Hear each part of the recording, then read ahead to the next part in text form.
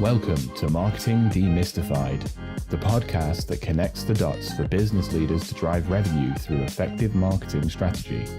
We chat with marketing experts on different topics that will help you ramp up your revenue. We stream live on LinkedIn, Twitter, and YouTube, and you can listen to us on your favorite podcast platforms. Marketing Demystified, the podcast, is presented to you by GrowGetter, your partner in growth marketing. And here's today's. Hello, everyone. Are you ready to be inspired, informed, and empowered with actionable tips to transform your marketing game? You're in the right place. Welcome to Marketing Demystified. I'm your host, Jem Mancusi, CEO and co-founder of GrowGetter, your growth marketing partner. Today, we're tackling a fundamental issue that plagues many organizations, the tendency to rush into marketing tactics without first establishing a solid strategic foundation. We're joined by marketing strategist Tracy Borreson, whose diverse background has given her unique insights into how organizations can create a more authentic, effective marketing by focusing on inputs before outputs. Welcome to the show, Tracy. Thanks, Jen. I'm excited to be here. I'm so excited to have this conversation. I think it's such a big problem that I see all the time. And so, focusing on it really specifically is so important. Well, and everybody wants a strategy, right? I think especially for like marketing strategists or marketing consultants, we now have this whole arena of fractional marketing people who are doing a variety of different things. And it always seems like the strategy is the thing, like everybody wants it, but yet it evades so many people. So I'm really excited to have this conversation today to try and dig into some of the reasons why that happens and how we can hopefully at least help our clients to not do that. Absolutely. Well, let's start by, the way you talk about it, the concept of inputs versus outputs in marketing. How do you define that? What's the difference between the two? So this is actually a really fun piece of the puzzle because I think a lot of people think that the strategy is the input and then the things like the tactic and writing a blog post and all of those types of things are the output.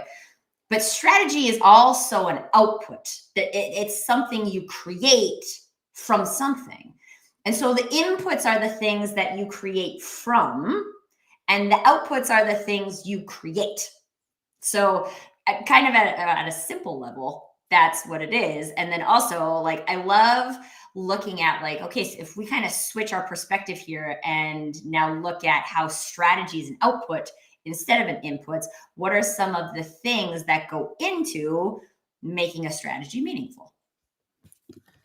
That is like earth-shattering almost, right? Like, I think you hit it spot on, right? Like everybody's thinking of strategy as the input to create the output. So if strategy is actually part of the output, what are some of the things that companies need as their inputs that they're skipping to create? Because even now, with that in mind, skipping over that input step, you're creating a strategy out of nothing.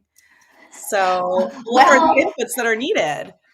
Well, and I would also I think this is the interesting thing too, because often, especially for small businesses, marketing strategy gets outsourced, right? Mm-hmm. So like we're thinking about outsourcing it and we're hiring this person. And so now this person is responsible for the inputs that create the strategy.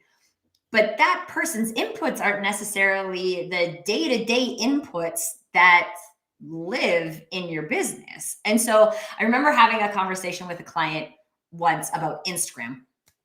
And we were having this back and forth conversation. And at one point she was just like, Tracy, you're the expert. I hire you to do these kind of things.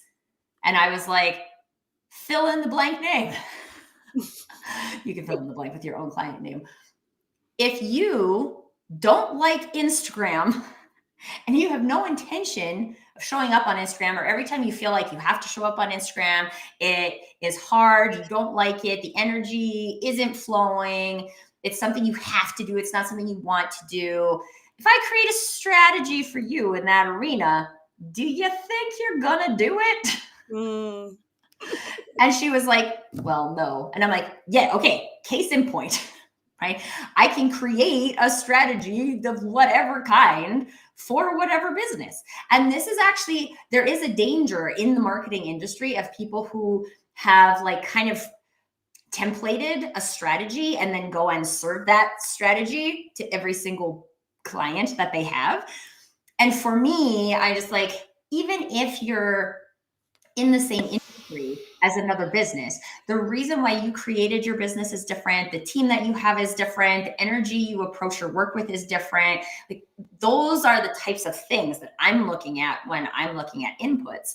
And also, like, I want to kind of, one of the questions you asked, Jen, was like, what do people need as inputs? And I would encourage us to think that that is not quite the right question. Mm. Really, what we need to look at is, what do we have as inputs? So when we think, when we talk about needs, it's often associated with like a gap analysis, right? So I have this in my organization right now. I need this, and therefore I need to fill the gap.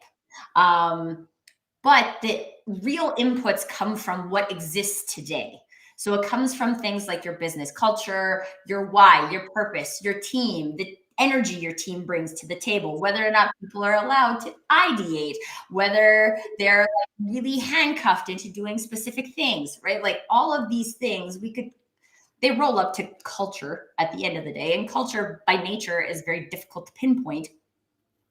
But when we intentionally look at what are the things that happen from a business perspective that generate results, whether that's in marketing or whether that's in another area of the business, those are the inputs that are important to harness into the first level of marketing, which is the strategy.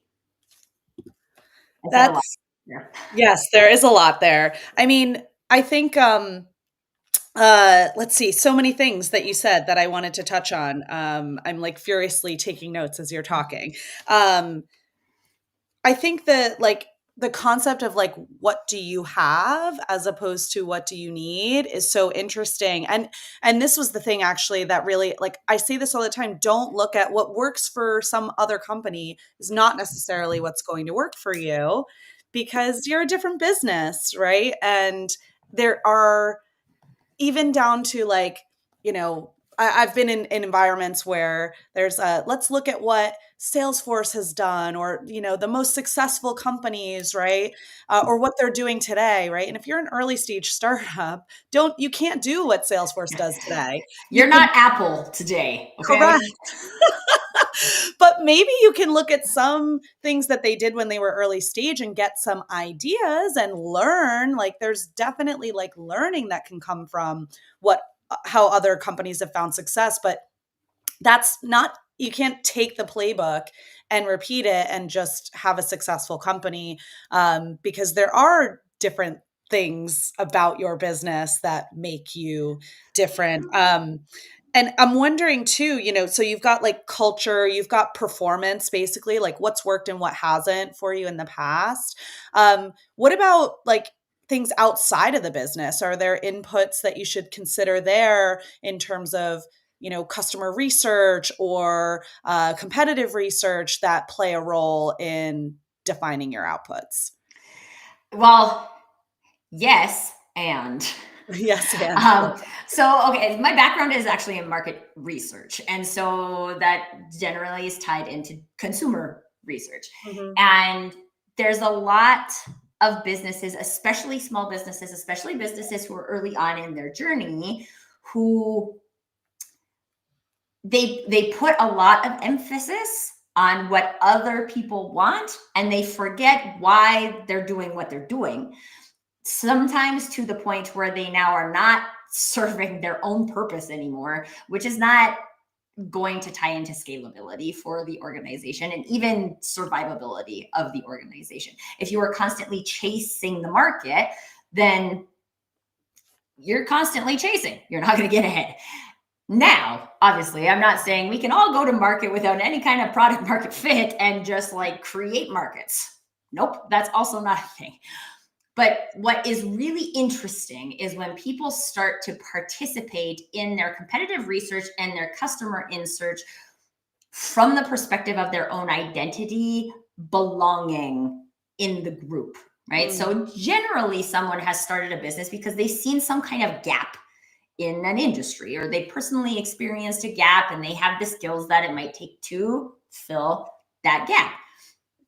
The gap exists because of how other people are participating in the industry. So on one side, how your competitors have been serving the needs of the customers, but also how the customers have been buying solutions.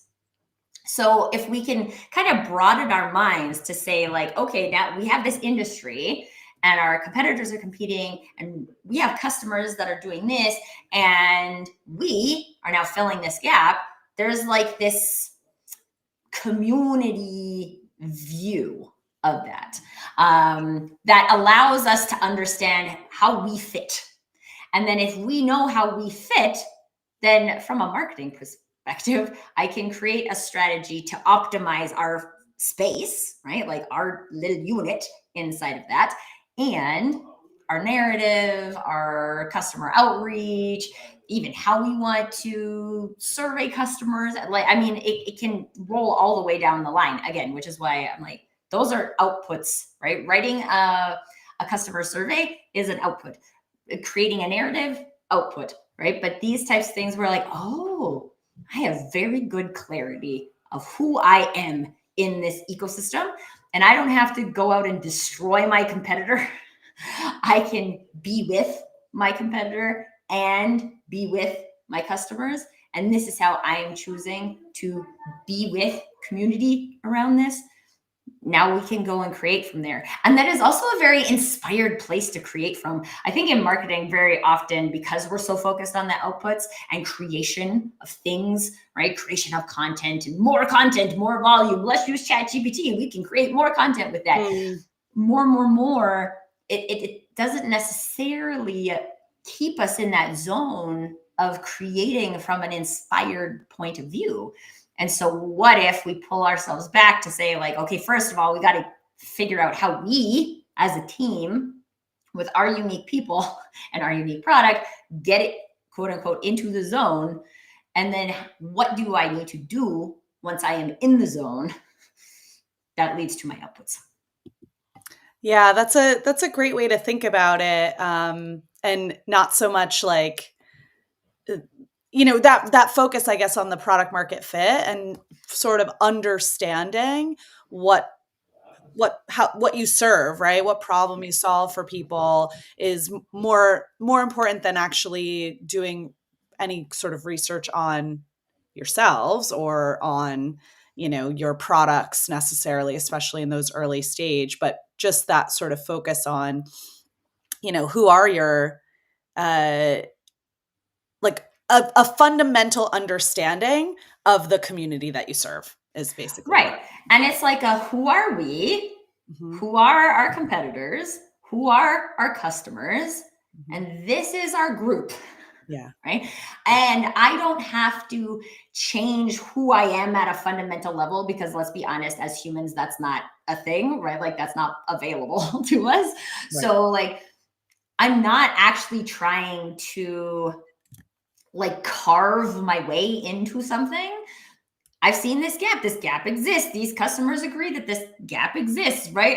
And yes, you might be building from something that is niche today, but that doesn't mean that that's always going to be the case. But if I have a niche opportunity today and I'm trying to create strategy like Apple creates strategy, like this is not going to be helpful for me, because it's not a good fit. And so a fit, like if you think about fit from a clothing perspective, right? Like I have to try a shirt on my body to figure out if it fits, right? I have to try a marketing strategy on my company to see if it fits. Yes. And it's easier to change the marketing strategy than it is to change your body type, right? There's only so much you can do in that arena, right? Like I'm a certain height. I can't be shorter. I can't be taller. I can slouch, but that's not super comfortable, right? And so then if I'm slouching and I'm building all of my clothes around my slouchy form, then I'm never going to feel like I can reach my full potential if I'm using my body as a business analogy, right? But this is what people do all the time. And they're like, oh, that really smart marketing person has a strategy for me. And I try it on and it feels super uncomfortable, but they're the marketing expert. They must know. So I'm just going to carry this like super uncomfortable, heavy load. And then we all wonder why the marketing strategy doesn't work. Yes. Yes. I mean, that's why the marketing strategy doesn't work. That's such a great analogy. I love that, that you really need to find what fits. And I feel like this is, you talk about a lot, like this concept of belonging and the importance of belonging. It feels very connected to sort of what you're talking about now. And like, I guess, yeah, is that connected in what you're talking about? Well, I mean, again, just based on who I am, I think belonging is always connected. Yes. But also, it's important to realize that there's multiple layers of belonging. So if we were looking at this from a like romantic partner point of view, very rarely is somebody successful in a relationship with another human at that level if they don't have a certain level of self-belonging first. Like, I like me, or at least I don't know that we all like all of the things about ourselves, especially from the female perspective, but like we're learning. But like we have these things that we like about who we are. And I mean, personally, I can say like I've been in relationships where I feel like I have to trade away the things I like about myself in order to be in a relationship with that person. I mean, most of the time, those relationships don't last, right? Because both parties there's just no natural alignment there. But until you decide to own your belonging with yourself, you can't create belonging with other people from you. Now, you can also have somebody who like shows up in your life and like sees you for the real you for the first time and like creates the space for you to have like your own belonging and then also group belonging. It's not like it's a chicken and egg thing, right? But they both have to exist. So self-belonging has to exist. And then we have community belonging. But I want to also share here the concept of belonging. And I like to use the definition created by my friend Paul Howry, who, if people don't follow him on LinkedIn, I would highly recommend that you do. He always talks about belonging. But his definition of belonging is that we feel, own, and care for another in their successes, dreams, and failures. And they feel, own, and care for us in our successes, dreams, and failures. And so there is an exchange that happens in order for belonging to exist. And I don't control both parties in a belonging scenario. I only control myself in a belonging scenario.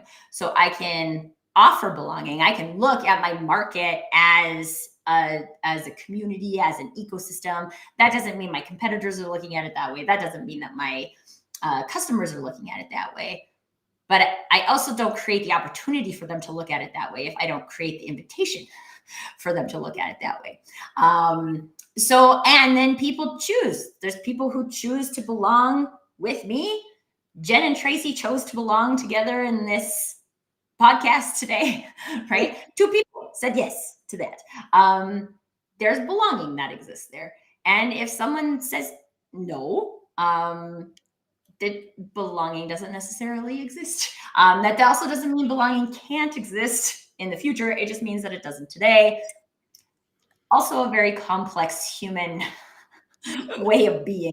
But I think one of the things that I find most interesting about concepts like belonging, when we extrapolate them into business, into marketing, is that these are innate human needs. We have humans doing work, right? And so whether or not there is a level of awareness of this type of need in your organization or within your marketing team in particular, it exists. It exists in the human psyche of people. And so what if we explored, like, Where are the people in our organization at from a self-awareness, from a team building, from a belonging perspective? And if they're all feeling very disconnected from each other, you can bet your marketing is going to feel disconnected as well. Sure. Yeah. Right? And again, this is where like the concept of like your inputs are what you have. It's not what you need, right? Like your inputs are what you have, and what you get as output is going to reflect your inputs. And so if the outputs we're getting are not what we want, we don't actually need to change our output. We need to change our inputs. And how do we change our inputs? How do we have the conversations that matter? How do we pay attention to the experience of our team? How do we create opportunities for energy for people? Every single human has a different thing that allows them to generate energy. I love conversations like this that allows me to generate energy. Some people are like, oh my God, that is like the most energy draining thing you can make me do. Okay, so like you don't do that. Right. But you do that, and then you can create energy, and we can harness it this way. And you can create energy by working in your garden, and we can harness it this way. There's like so much potential and so many opportunities, but we also have to be looking at it from what does it actually take from a human level to change the input, and stop distracting ourselves with the fact that the problem is the output. Right.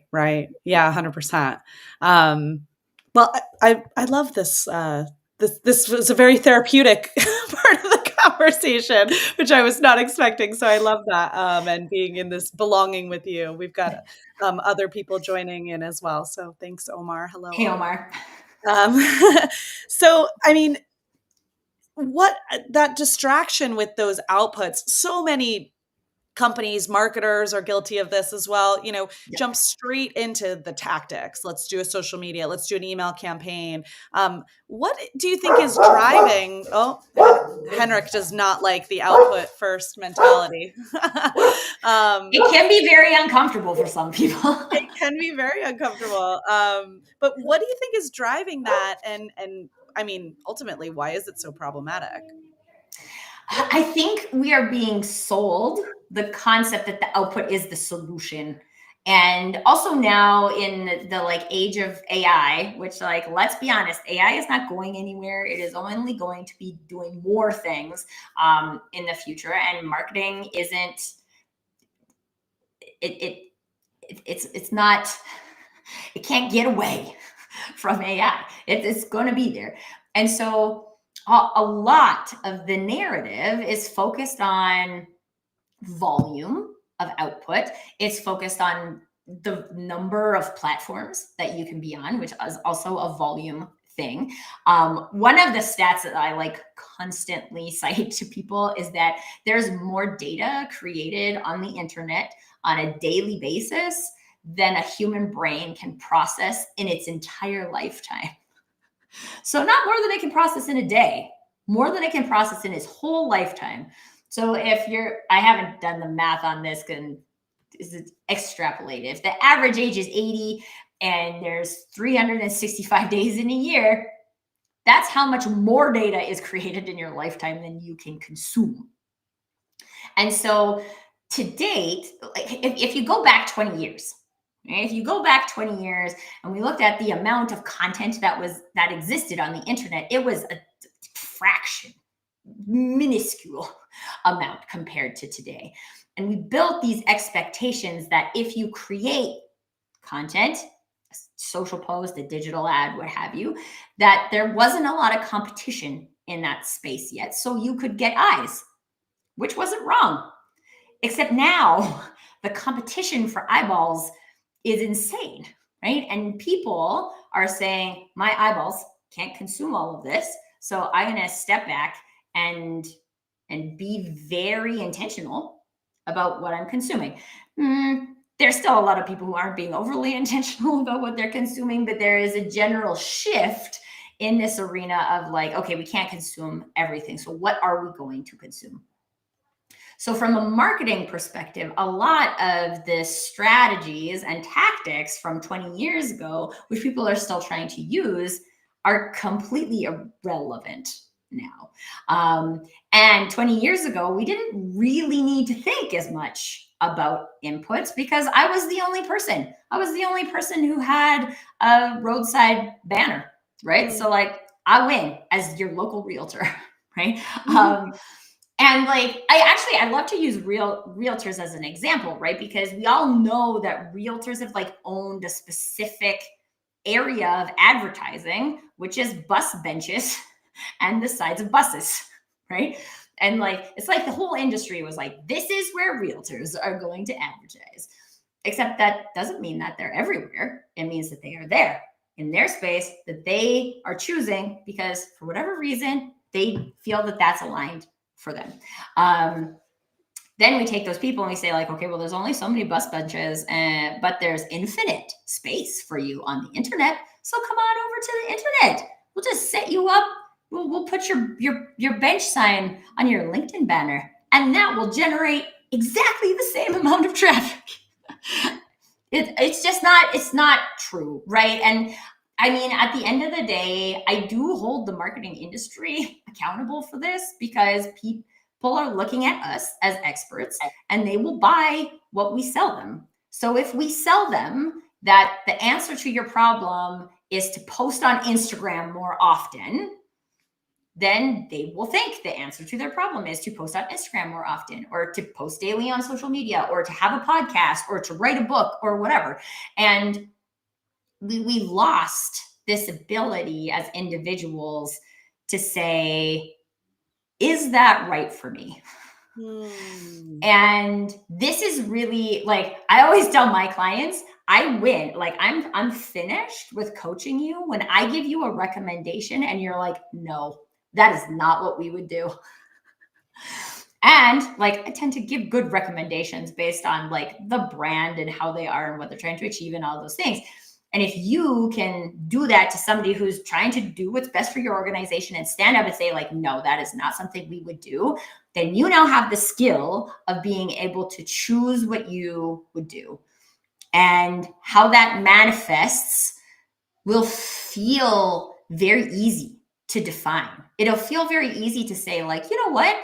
I'm about creating conversation. And so how do I create conversation? Okay, well, how could I do that on LinkedIn? Right? Or how could I do that on YouTube? Or how could I do that with my headline? Or how could I do that with the postcard? It doesn't, again, like the tactic is irrelevant because what you're using is that input of what I would do. This is what I would do. And therefore it can manifest. And that doesn't mean that we don't need marketing support, right? Like if you know what you would do, but you're not a graphic designer, then you might want a graphic designer to come and help you design the postcard that you want to send out. If you are building a business and you have now layers of employees and other responsibilities, you might want a fractional CMO to come in and manage the team. But you would have that central belief that you know what to do for your business. And I mean, from the beginning of advertising, pretty much. So let's go back to the 60s, right?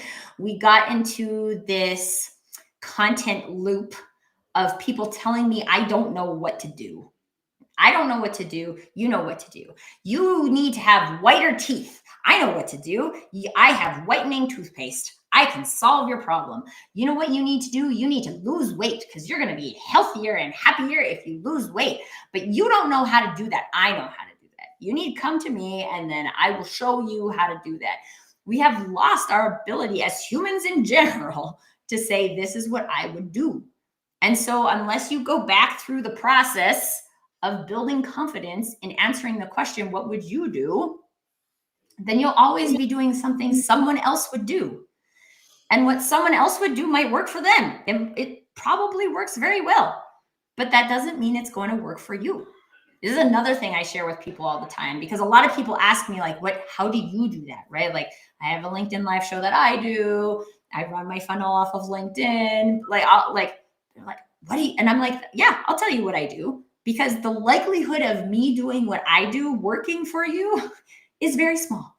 And if I tell you and you like it and you try it and it works, awesome, right? But more likely, I'm going to tell you what I do and you try it and it doesn't work. And then you think there's something wrong with you and something you need to change about you in order to make my system work for you. And that whole mindset and strategy that comes out of that is not taking you towards what you can do. It is taking you farther away from what you can do, and distracting you. And so again, like this, it'd be really simple to say, like, it's this one thing that is convincing you that outputs are more important than inputs, and you could just not look at ads. Which is also not possible, right? Like ads are everywhere. So like it's not as simple as just removing ourselves from the narrative of that there are people out there that know better than you how to fix your problem. And so the narrative I always go is like, I don't know alone in myself, in my brain, how to fix your problem. What I know how to do is effectively extrapolate what your real problem is and help you align what you could do with the resources you have to the things that exist in the marketing arena. So strategy, tactics, platforms, those types of things. But that doesn't exist just within me. I can't come in and solve the problem. If you're not going to participate, then we won't solve the problem. This is a we, right? And again, like now when you look at the input, we're saying one of the critical inputs is we do that.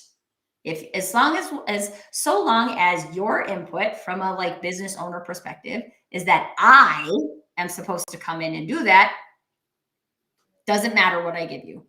100% doesn't matter. Because we didn't do a thing that's going to work for you. It's just a thing. And they're going to continue to cycle through things and then just be like, marketing doesn't really work. Marketing is just a cost center. I have to do marketing. I hear this on LinkedIn all the time. Like, I have to do my marketing plan for the month. Like, this is the worst, but I have to do marketing. And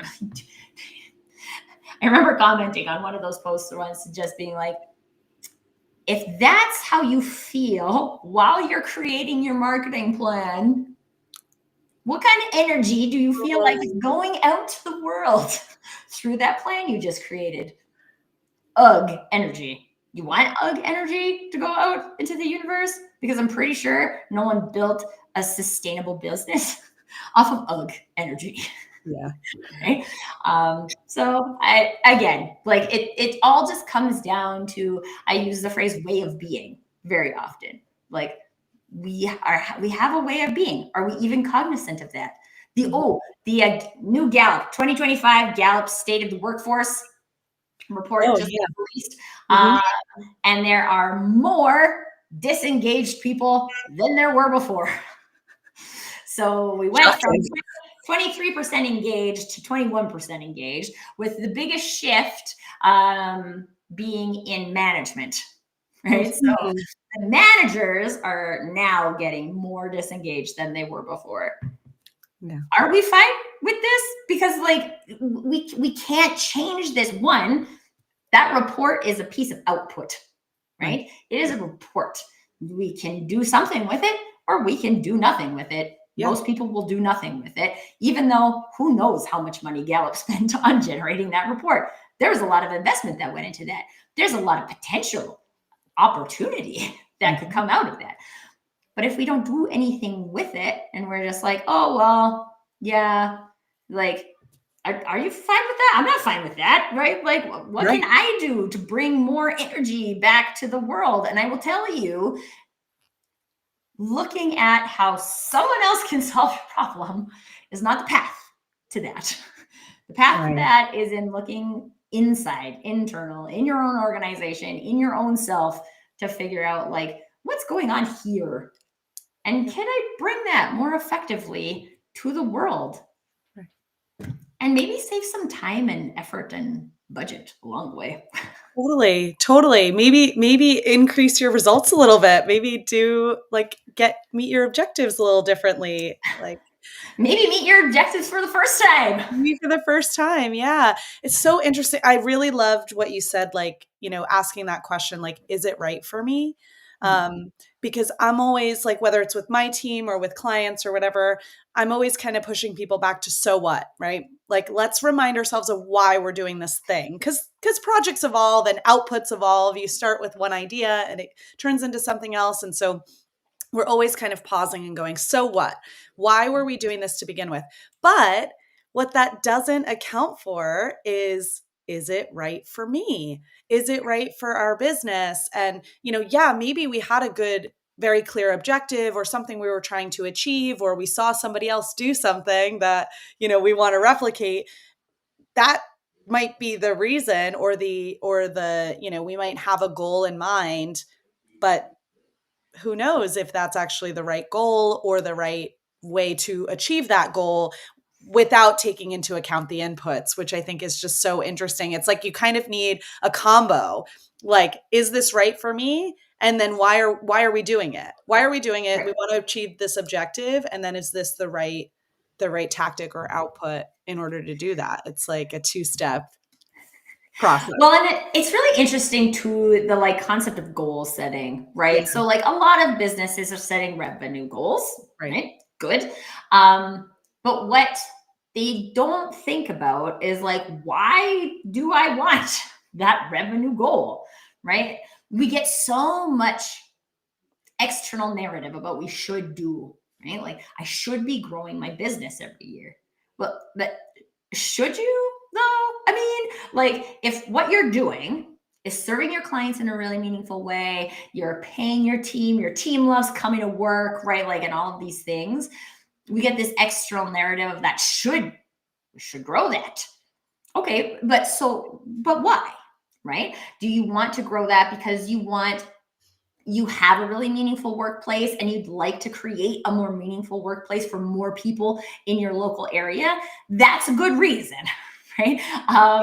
Do you want to be able, like I do a lot of work with nonprofits, right? Like if you want to be able to serve the community, you need funding. You need funding to serve more people, right? So like if you know why, because I can put 15 more kids through this badminton belonging program if I have this amount of money, dude, okay, so now you know why.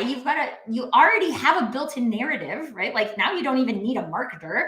Sure, you want to have a copywriter to like snazz it up and make it grammatically correct, good. Or like I have a really great friend who's an awesome copywriter and he knows the right questions to ask to make sure your narrative is going in the right direction. Awesome. Use those resources, but you're not creating from nothing. You are creating from a very clear understanding of what we're trying to do here. But if you take your business and you're like, okay, we made $2 million this year and we want to make $4 million next year. And why do we want to make $4 million next year? So you get to take more money home in your pocket, Mr. or Mrs. CEO? Or like what? How are we contribute? How does it contribute to the business? Do we want to make 4 million, but we're actually spending more money? So our like revenue, like our gross profit is lower? Because we could do that, right? Like, is that what we want to do? And there, again, because we're not starting with input, we're just starting with that. The number is output, right? And let's be honest, it's a guess. It's a guess all the time. Right. Yeah. I think this is where we are today. And I think this is where we can get to. Guess. Yeah. Right? But also, if you know, I am serving X percentage of this industry today. If I was serving, actually, so let's use the global engagement report, right? So we got 21% of our employees who are engaged today. What would it look like from a business perspective if 22% of our employees were engaged and everybody else had 21% of their employees engaged?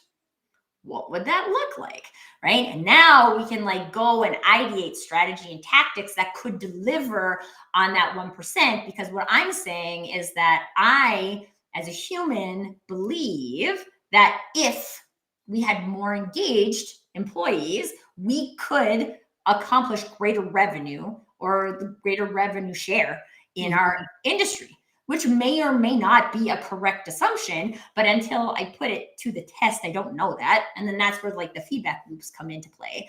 But like when we look at these things based on a like, yeah, because we as a business believe in people first, but also, and I think this is the really interesting thing. I think up until this point, I was having a conversation with someone about this yesterday, actually. Like, I don't think there's a lot of people who have had to really look at their values, and like we put values on the wall and things like that, but we haven't really had to look at our lived values because they weren't really relevant. Except now they are relevant. Now we have people who are churning in and out of organizations because the culture's no good. There's more people who want to do things that feel like they matter, right? So now we have to think about these things, and we didn't really think about them before. So we put all these values on our walls, like we care about people. And then when we look at our lived values, we're like, oh, but maybe we don't do that. Right. So one of two things. It's possible that you do actually care about people and you would but then this is a great place to start, right? Okay, so like we're going to look at all of the things we're doing, all the strategies we're creating, all the tactics we are using, all the platforms we're using, all the social media posts that we're doing, and we're going to put them through the filter of cares about people. Like, what does it look like for our business to care about people? And then this is what we're going to show people from a marketing point of view. Cool, right? And we will try stuff. We'll be like, we think we could do this and it will demonstrate caring about people. And then we'll get data back and we'll be like, oh, that one didn't really work, but we know what we're trying to do. So now we can iterate in a meaningful direction. And then we can see like, oh, our investment in caring about people actually increased our revenue. Interesting. Right? And because like we're so concerned about the dollar, and like I believe that marketing should be a revenue generating engine. It should be about generating revenue. If it's not generating revenue, you could turn it off and just save your company a whole bunch of money. Right? If you're spending $300,000 on marketing a year and it's generating no revenue, you could be $300,000 more profitable by not having a marketing department. Right? And so like these, I think, are the important things for people to look at, is that like, okay, some playbook somewhere says that based on my company size, I'm supposed to have X amount of marketing employees. Okay, fine. Good. That's one data point. Yeah. Is that right for me? Right. Right. Do I need that? Yeah. What do I need? And then I think this is also, I'm trying to drive the accountability for marketing service providers in this arena to focus on like, how can we help people identify that is what they need or that's not what they need, right? And how are we using our marketing efforts to convince people that they need email marketing? I don't know that you need email marketing. You might benefit from email marketing, maybe, right? Like we can talk about it. We could explore what that could look like for you. But like, not everybody does email marketing, right? So like, it can work. It can also not work. Sure. And then I don't want to get into the category of like, oh, all the things that Tracy does don't work, right? Like, no thanks. That's not what I'm going for. Sure. I'm going for helping people figure out like what is going to work for you. And there is a curiosity that is required for that. From an input point of view, there is an experimentation commitment that is required from an input point of view. And there is a belonging. So for me in particular, there's a belonging input. You want to belong with your marketing consultant or do you not? Because if you don't want to, that's fine, but then I'm not the right one for you. Right? And so like these are the inputs and you choose them from the beginning, because if we don't choose them together from the beginning, then we are not going to get any kind of meaningful output. And I also think, okay, so I know we're running out of time, but like one more thing I want to touch on, because this has come up in like processes where I am quote unquote pitching, like what this could look like for us to work together from a marketing perspective. And other people are doing that as well. And every time I will say, I cannot tell you so we're having a first discovery call, right? I've pulled some information out of people, but I cannot tell you after 45 minutes of speaking with you for the first time what strategy is going to work for you. I cannot. One, because you probably don't trust me enough yet to tell me what your real goals are. You definitely don't trust me enough yet to tell me why you haven't gotten there successfully. And so, what am I supposed to create a strategy off of?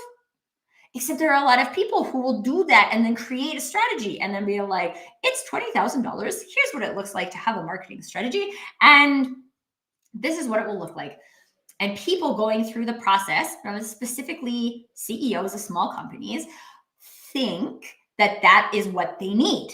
And like, I don't have a marketing strategy today. So 45 minutes from now, I can get a marketing strategy, and that is good. That will fill my gap. That will complete my need. Except most of the time, it doesn't work, right? And the more times we do it, the more times we pay $20,000 for a marketing strategy that never fit us in the first place. Because our mindset is that I have a problem. This is what I need.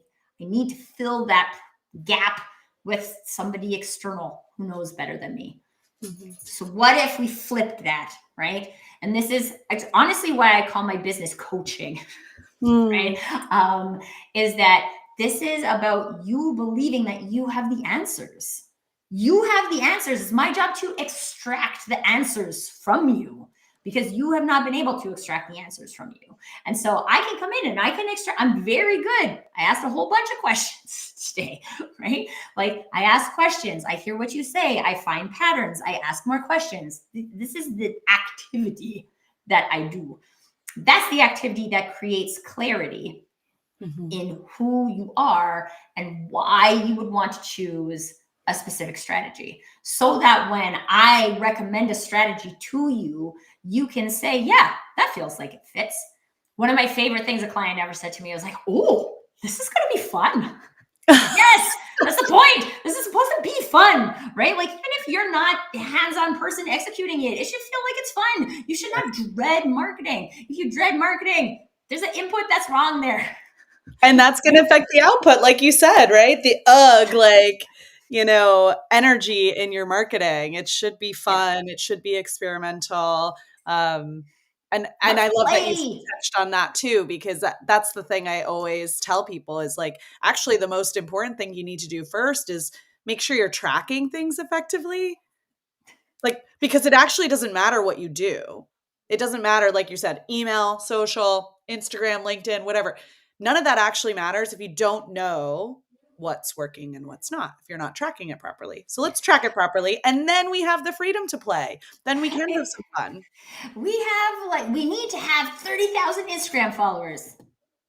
Do we? Yeah.